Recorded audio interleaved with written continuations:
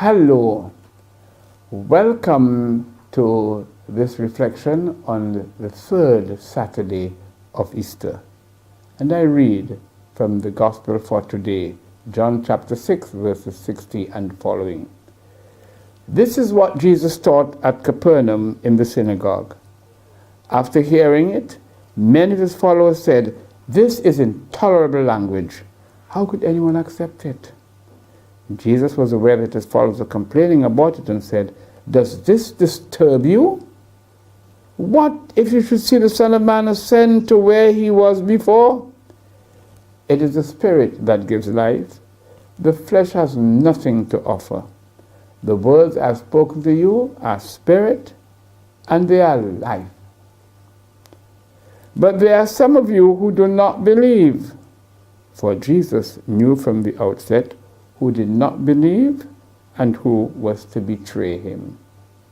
He went on, "This is why I told you that no one could come to me except by the gift of the Father." After this, many of his disciples went away and accompanied him no more. Then Jesus said to the 12, "What about you? Do you want to go away too?" Simon Peter answered, "Lord, to whom shall we go? You have the message of eternal life. And we believe, we have come to know that you are the Holy One of Israel." My friends,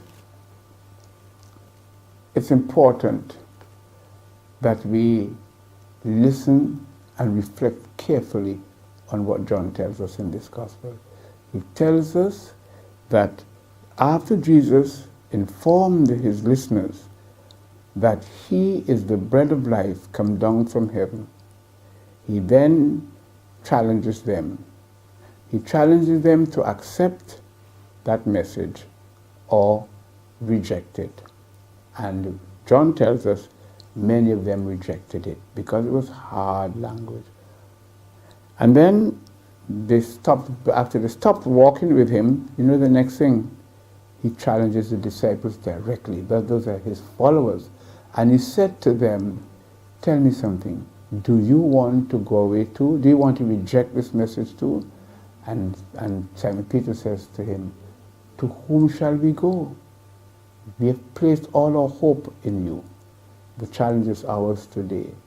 It's intolerable language still, that to have eternal life, we have to believe in Jesus and we have to eat his flesh and drink his blood. He's challenging us to say to us, do you want to go away too? Hopefully, we can say, to whom shall we go? We believe and we know that you are the Christ, and therefore we have no one to go except to you.